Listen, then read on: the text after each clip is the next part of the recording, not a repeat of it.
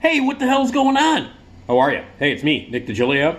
Thanks for checking out my YouTube channel. I got a bunch of videos here. Check them out. Scroll down, leave your comments, subscribe, and tell your friends and all that shit. Check me out on Patreon and give some dough if you can. That'd be awesome. It would help out a lot. A lot of the stuff I do is DIY, and it's all free. So if you can help out, that's cool.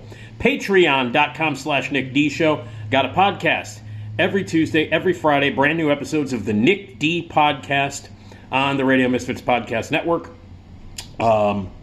It's fun entertainment podcast with movie reviews, TV reviews. We talk about pop culture. My co-host is Esmeralda Leon. We do live shows now. Our next one is going to be January 17th at Zanies in Rosemont. Get your tickets now. Special guest, stand-up comedian, Emmy winner, Dwayne Kennedy is going to be our special guest. We got giveaways and interactive activities and all kinds of cool stuff. So that's January 17th, Zanies in Rosemont, January 17th, 2023. Zanies in Rosemont. Rosemont.zanies.com. The Nick D Podcast Live. Get your tickets now. And my new podcast is launching in January. And it's all about Saturday Night Live. It's called That Show Hasn't Been Funny in Years, an SNL podcast. And it's all dedicated to my love and the insanity of 48 years or so of Saturday Night Live. So make sure you check that out. Hey, I just finished doing my top 10 list, or actually top 20. And I cut a video on that, the best movies of 2022 and the worst movies of 2022. Two separate videos that are here. You should check them out. And as I wrote down my favorite movie of 2022 on this other list, I thought I would share that with you. And this list is my favorite movie from every single year since I've been born, since I've been alive. Been alive for 57 years. So I was born in 1965.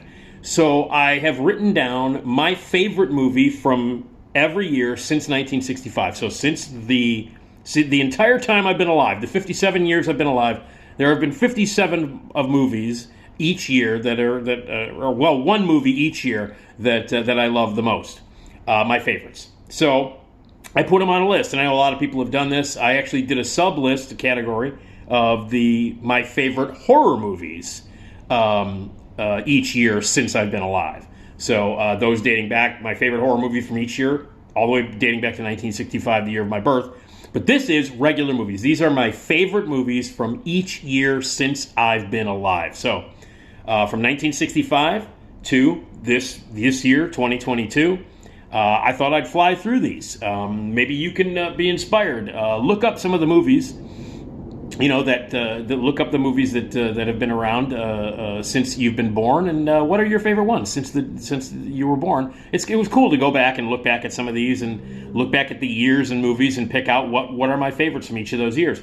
Some of these I had to actually, obviously, 1965 was the year I was born, so I was not around or going out to see these movies. I didn't start going to movies on a regular basis. Till about 1970. So about the first 5 years I had to really go back, but I remember vividly seeing movies in the late 60s all the way through. But I had to go back and look and determine with research and stuff in the early days which were my favorite movies of each year, which one was the best movie of that year. So I figured I'd go through this. This is kind of fun. You want to check it out? You should do it. So these are my favorite movies from each year. The best movie of each year since I've been born. So my favorite movie from every year since I've been alive. 1965. The Great Race is my favorite movie from 1965, the year I was born. Blake Edwards' ridiculous comedy. Epic comedy. It's flawed. It's got some problems. It's too long. Tony Curtis, Natalie Wood, Peter Falk, and Jack Lemmon. One of my favorite performances ever. A dual role, actually. And it's crazy, epic. Keenan Wynn, for Christ's sake, I can't forget Keenan Wynn. But I love it. The Great Race, it has issues, obviously. And like I said, it's too long. Not everything works in it. But it's one of my favorite movies from my childhood. Every time it came on TV, I was so excited. And it would be like a 2-night thing because it was so long. But anyway, The Great Race from 1965, my favorite movie of 1965. The year I was born is The Great Race. 1966, The Good, the Bad, and the Ugly. legendary Sergio Leone spaghetti western, the best, I think, of all of his spaghetti westerns.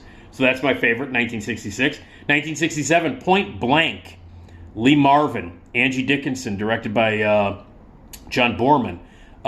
Classic movie that was remade and very influential in, especially in the 70s and into the early 80s, where there were a lot of sort of like revenge movies, like gangster sort of bad guy revenge movies. Legendary movie, great performance by Lee Marvin. A lot of shit in that movie is unacceptable now. Well, a lot of shit is unacceptable now, which is bullshit. But anyway, a lot of the stuff that everybody's like, oh no, I must find offense in everything that has been made. Fuck off. But there's a lot of shit in Point Blank that's like, ugh. Anyway, that was Point Blank, 1967. 1968, Night of the Living Dead. George Romero's Night of the Living Dead, best movie of 1968. 1969, The Wild Bunch, Sam Peckinpah. I mean, what can you say about The Wild Bunch? Except that it's awesome. So that's my favorite movie from 1968. 1970, Little Big Man. Arthur Penn's extraordinarily awesome Western movie with Dustin Hoffman as the oldest living man alive, telling his story as a flashback. William Hickey in that one. Classic movie, one of my favorites. So that's 1970. 1971, it's a back-to-back Dustin Hoffman. Straw Dogs, almost back-to-back Sam Peckinpah. My favorite Sam Peckinpah movie. Another movie that now, you watch it now and you're like, oh, we can't watch this now. There's too much stuff that's offensive in it. And by the way, when I go through the 70s, there's going to be a lot of people who are watching this video going, how dare you like that movie? It's so offensive now. Fuck you. Anyway, Straw Dogs. Susan George, David Warner, Sam Peckinpah. Brutal, incredible movie. One of the best movies ever made. So that was my 1971. 1972, The Godfather. Although I am not as crazy about The Godfather as everybody else, especially men are on the planet. I love it. I've seen it many times. But it's not one of those movies like all my guy friends and all the men on the planet. Every man I know and every man in the world knows every fucking line of The Godfather and has seen it 80 million times. I haven't. I don't know every line from The Godfather. I've seen it many times. And I like it very much. It's not one of those movies where it's like, let's watch The Godfather. It's not one of those movies. I've seen Scarface more. I've seen Brian De Palma's Scarface many more times than I've seen The Godfather. I don't know what that says about me. But anyway, 1972, The Godfather. 1973, Mean Streets, Martin Scorsese. What are you going to say about that? One of his best movies ever. And absolutely the best movie of 1973. An early film for him where, like, that was the movie where all of what Scorsese had done in his student movies came to fruition, and it really is the blueprint for all the great shit that Scorsese did to follow, and incredible performances by everybody. So, Mean Streets, 1973. 1974, The Conversation, which is better than The Godfather, which is also better than The Godfather Part 2. You know why? Because it's the best movie that Francis Coppola has ever made. The best performance that Gene Hackman has ever given, and one of the most heartbreaking, complex, great, truly amazing 1970s film. If you want to look at what the greatness of the 70s, which was the best decade ever for movies, without question, nothing comes close. Absolutely, by far, the best and finest decade in the history of movies is the 70s, and nothing fucking comes close. And if you want to take a look at one of the shining examples of why the 70s is the greatest decade in the history of movies, all you got to do is watch The Conversation. So The Conversation, 1974. 1975, another fucking great movie. Sidney Lumet's Dog Day Afternoon. Al Pacino. The movie that taught me what acting was. That was when I was a kid and I saw that movie. That's what I realized what acting was. I was 10 when I saw it, and I was like, oh, this is acting. Like, I didn't really realize it until, I started to, at that point I was like, I knew who movie stars were and who different actors were and stuff like that. I started to learn all that stuff. And that was the first time where I was like, wow, okay, look at this. This is acting. So it was the very first time where young 10-year-old Nick Digilio went, oh, this is what acting is. This is what actors and actresses actually do. Dog Day Afternoon, one of the greatest fucking movies ever, ever, ever made. 1975. 1976, Jesus Christ, it continues. Taxi Driver. But the 70s. Listen to these titles. And if you don't agree that the 70s were the greatest decade of all time for movies, you're fucking crazy. Taxi Driver, best movie Martin Scorsese has made. Don't really need to say anything about that. 1976. 1977, Suspiria, the scariest movie of all time. Dario Argento's masterwork. He's made a lot of amazing movies, a lot of amazing masterpieces. Giallo, horror, crazy shit. Nothing is better than Suspiria. From top to bottom, one of the greatest movies ever made, the scariest movie of all time. Poetry, visual incredibleness, incredible score by Goblin. Everything about Suspiria, from the front to the back, and even all its flaws, the bad dubbing, the goofy, the fact that it makes no sense whatsoever, that logically the plot is ridiculous and it makes no sense, doesn't matter. Suspiria is an incredible work of art, one of the greatest movies ever made, and the best movie of 1977. 1978, another horror movie. 1978 is Halloween. What can you say about Halloween? Best horror movie ever made. Suspiria is the scariest movie ever made, but I think Halloween's the best. 1978. 1979, well, look at that, 3 in a row, another horror movie. George Romero's Dawn of the Dead. It was a little tough for me because Phantasm came out in 79, but Dawn of the Dead's a better movie. So that's 3 in a row. 77, Suspiria. 78, Halloween. 79, Dawn of the Dead. 1980, Used Cars, the funniest movie ever made. Directed by the brilliant, the genius, fucking Robert Zemeckis, one of the greatest American filmmakers that's ever lived and continues to make great movies. Used Cars, Kurt Russell, Jack Warden, Garrett Graham, Frank McRae, Deborah Refn. It is the funniest movie of all time. 1980. 15 when I saw it. I saw it about 1,900 times that year when it came out. 1981 is Blowout. Brian De Palma, one of the greatest filmmakers of all time. I believe his movies pop up a bunch of times on this list.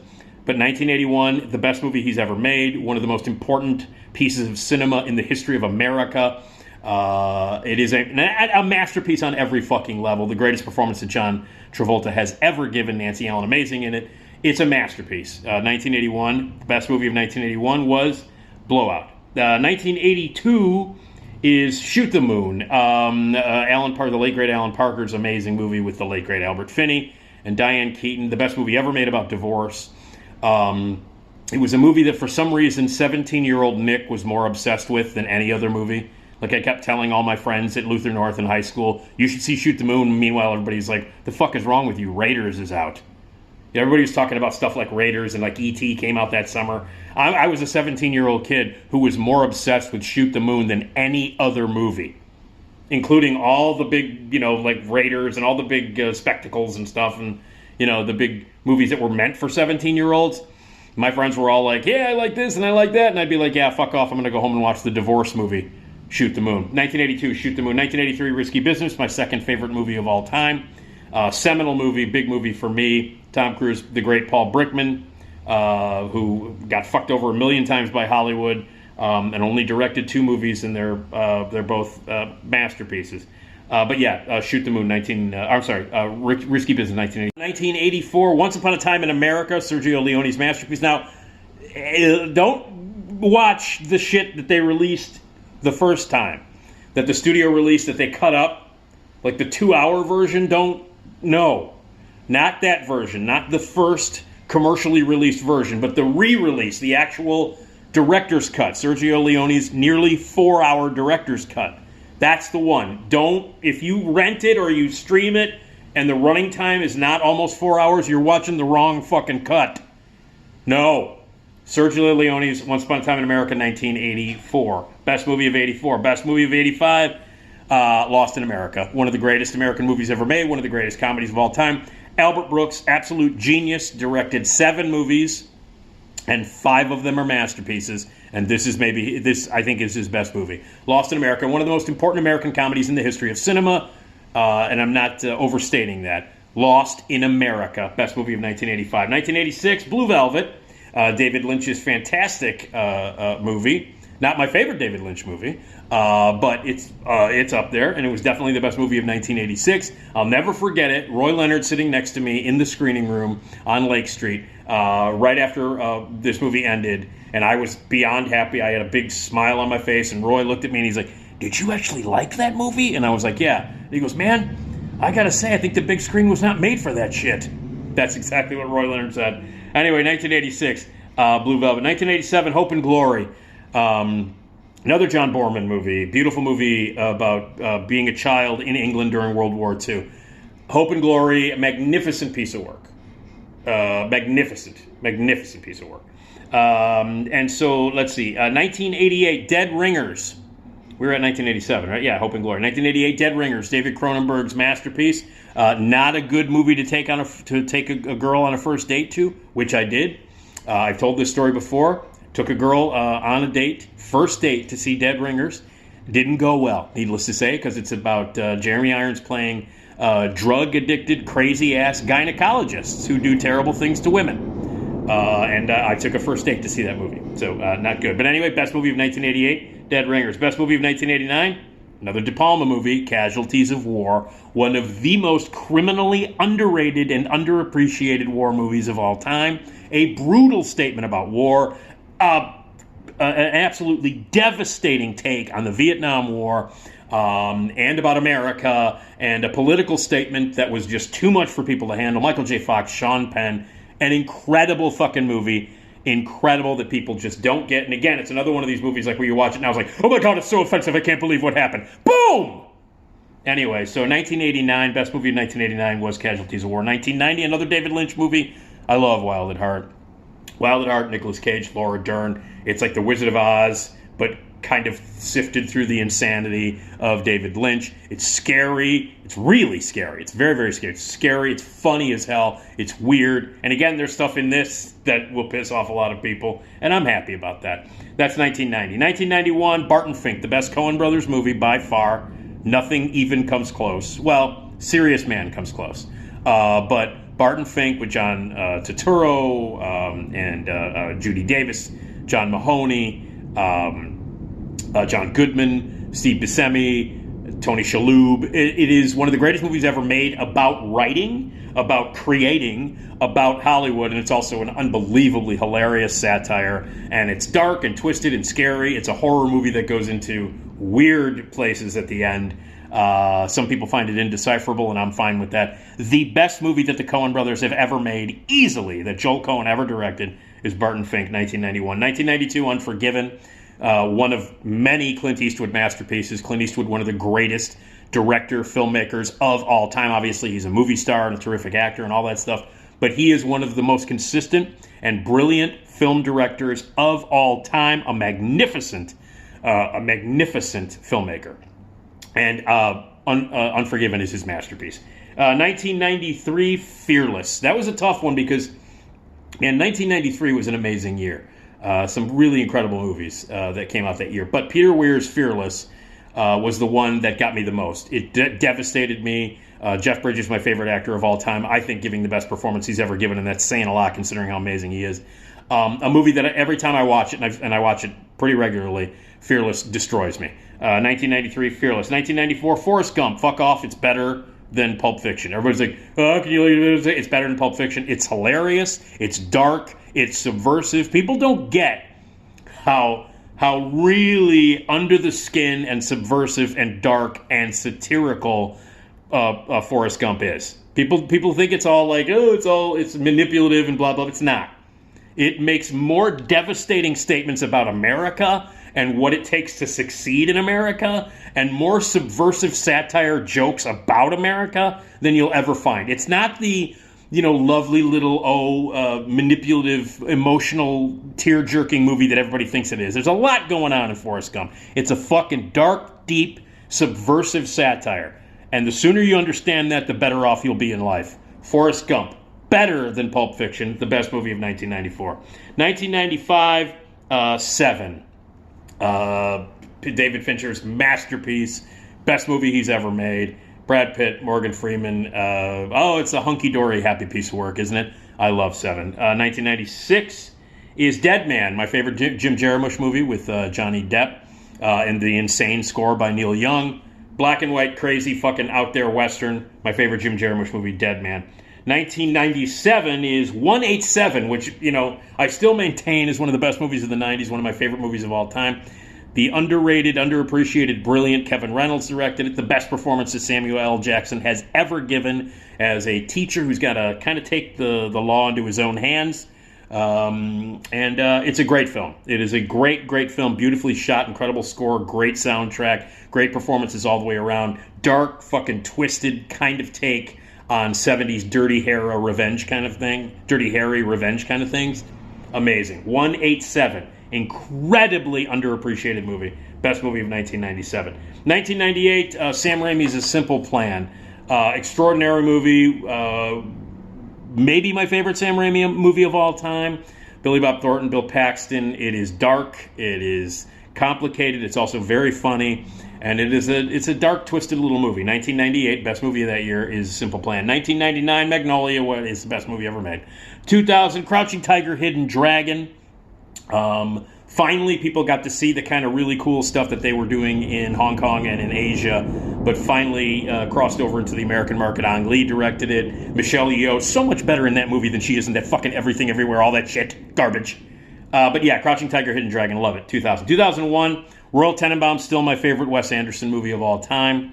Obviously quirky, and, that's, Wes Anderson really establishing himself as the guy who directs living dioramas. But I love it. It was still fresh at that time. He's a little tired now, but Royal Tenenbaums is his best movie.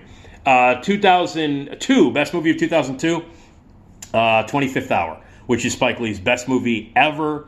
The best movie ever made about the effect of the tragedies of 9/11 and the scar that it left on New York City. And on top of that, a really great showcase for everybody in it, including Edward Norton, Philip Seymour Hoffman, Barry Pepper, Rosario Dawson. Best movie that Spike Lee's ever made. Heartbreaking. And when it came out, it was just about a year after 9/11, and no movie really touched that feeling, that aura of what was happening at that time. No movie captured it better than 25th Hour, which I still think is Spike Lee's best movie. 2003, Lord of the Rings, The Return of the King. All three of those movies are amazing.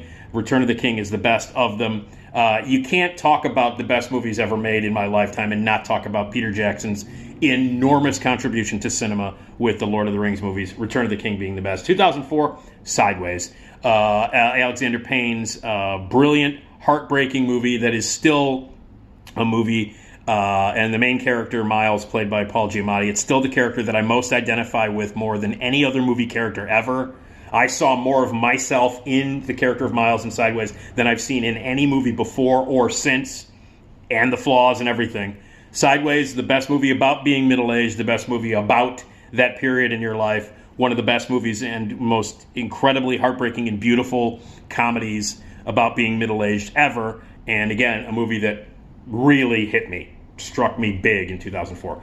2005, History of Violence, David Cronenberg's brilliant movie that is funny and dark and really uncomfortable and very disturbing and brilliant. Viggo Mortensen, amazing. History of Violence, 2005. 2006, Children of Men, a really underrated movie. Even people who think it's great don't think it's great enough. They don't praise it enough.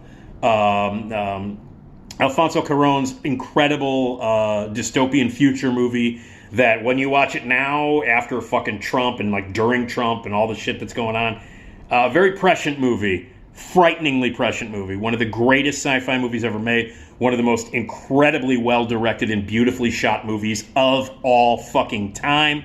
Powerful, brilliant, great piece of science fiction, great piece of commentary, scary and heartbreaking and tragic and beautiful. Everything about the movie is perfect. Children of Men, best movie of 2006. 2007, There Will Be Blood, Paul Thomas Anderson, the greatest. Daniel Day-Lewis, one of the greatest performances of all time. Please. And fuck No Country for Old Men. No Country for Old Men came out the same year. Everybody compared the two. There's no fucking comparison. There Will Be Blood is 80 million times the movie that No Country for My Ass ever will be. So There Will Be Blood, 2007. 2008, The Wrestler. I love Darren Aronofsky. I know a lot of people don't. I love Darren Aronofsky. I think The Wrestler is an amazing movie and an incredible performance. Performances, everybody in that movie is incredible. But a great performance by Mickey Rourke, who should have won that year for Best Actor. 2009, The Hurt Locker. The brilliant, the genius that is Catherine Bigelow. One of the greatest war movies of all time. One of the greatest social commentaries of all time. An incredible movie that burst onto the screen out of nowhere. Low-budget movie that became one of the biggest hits of that year and then ended up winning Best Picture. And she, Catherine Bigelow, was the first woman to ever deservedly win Best Director for The Hurt Locker. 2009, The Hurt Locker. 2010, Blue Valentine. Incredibly, tragically heartbreaking movie about a relationship told in flashback and back and forth about a couple that meets. They have a relationship and then they ended up getting a divorce. Ryan Gosling, Michelle Williams. Devastating movie on every fucking level, especially as I was going through a breakup with someone / divorce while still cohabitating with the wife that would soon be my ex-wife, who had, I don't want to get into it, but when you live with a nut, these things happen. When someone loses their fucking mind, that's the kind of shit that happens. But anyway, watch it during that stretch. Has a whole different meaning. But anyway, Blue Valentine. 2010. 2011, Take Shelter. An incredible, Jeff Nichols' incredible movie with Jessica Chastain, one of her first big starring roles, and Michael Shannon, about a guy who sees visions about the end of the world and changes the life of a town and his family. It's an incredible movie, absolutely incredible movie about psychosis and shared disturbances of the mind. And now you can see Jessica Chastain and Michael Shannon in a really bad miniseries on Showtime called George and Tammy. Don't watch that. Watch Take Shelter. So that's 2011. 2012, Flight. That was Robert Zemeckis' brilliant return to live-action movies after having a detour doing the motion capture animated shit that he did for a while. The best performance that Denzel Washington has ever given is in Flight, one of the greatest movies ever made about alcoholism, and a true return to absolute brilliant form by Robert Zemeckis in 2012 for Flight. 2013, another Alfonso Cuarón movie, Gravity. An incredible piece of work. Sandra Bullock, maybe the best performance she's ever given, I think so. And George Clooney is in it briefly. It's kind of a one-woman show. We've all seen it. She's trapped out in the middle of the space. Incredible long takes, incredible use of special effects. Just cinema at its best. Alfonso Cuarón, one of the greatest directors on the planet. Gravity, 2013. 2014, another sci-fi movie, Interstellar, the best movie that Christopher Nolan has ever made, with Matthew McConaughey. A lot of people don't like this movie. Well, they're wrong. It's brilliant.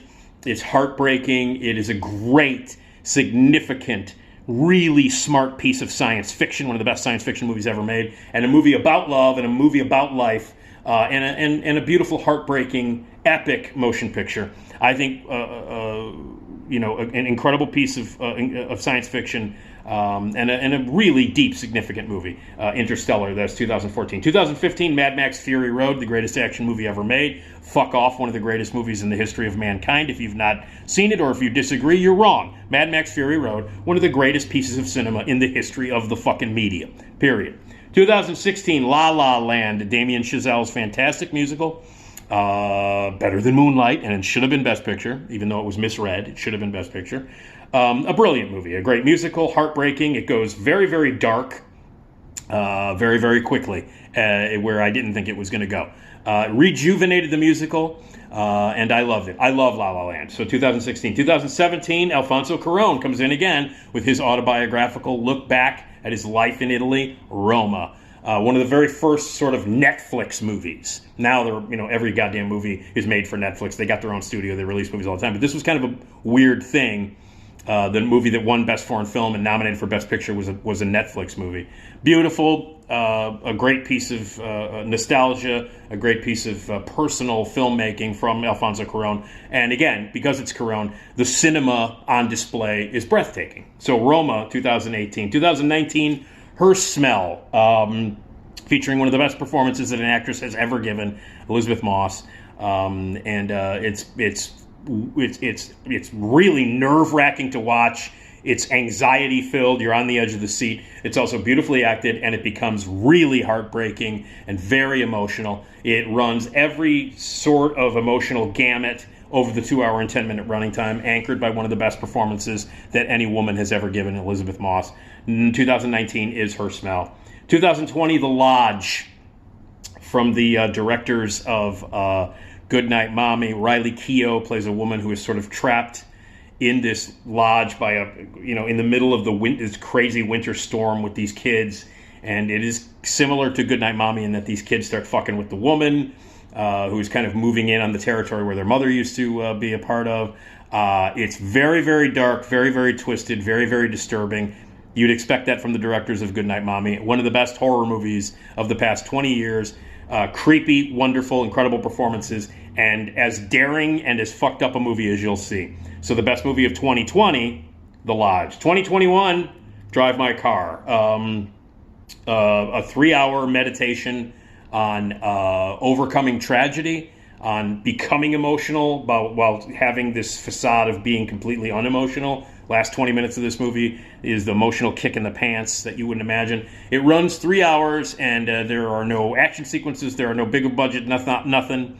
It is about overcoming tragedy, living your life, and connecting with other people at a time when you shouldn't connect, or maybe you think you shouldn't connect, when barriers have been put up, and when connection with other humans is almost impossible. That's what this movie is about. Brilliant. One of the best pieces of cinema I've seen ever in my life, actually, ever.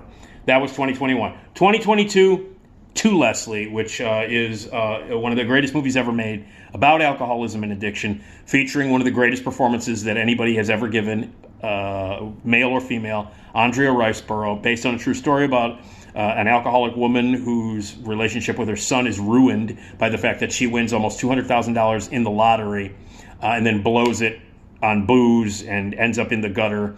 And it's about her second chance, her trying to come back from the deepest waves of alcoholism that you can get yourself into. It is beautiful. It is inspiring. It's about second chances. It's about redemption. And it contains one of the greatest performances in the history of film, Andrea Riseborough. So my favorite movie is To Leslie. So those are my favorite movies from the entire time I've been around. I've been around since 1965. And those are the best movies of each year. So you should check it out. Do that. Do a little research. Go back to the time you were born, from the very first year you were born, and pick your favorite movie. So those are my favorite movies from each year since I was born. 57 movies, 57 years. I'm fucking old. Okay. Anyway, it's a fun little exercise. You should check it out. All right? Yeah!